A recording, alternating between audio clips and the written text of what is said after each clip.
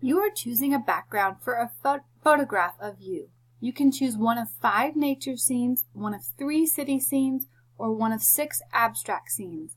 In how many ways can you choose a background for your photograph? Okay, so it's asking how many ways. We have 2 ways we can do this. We can either add them together or we can multiply, but it depends on what the problem is asking for. If you're trying to get more than one thing, like we had a quiz question where you were making a collage of pictures and you had to select multiple pictures, that's when you're going to multiply. But in this case, we're just choosing a background for one photograph. So we can only have one background. So we would just add, we have 5 nature scenes, 3 city scenes, and 6 abstract scenes. That means that there's 14 different scenes that we could pick from for our picture. So that would be the answer here.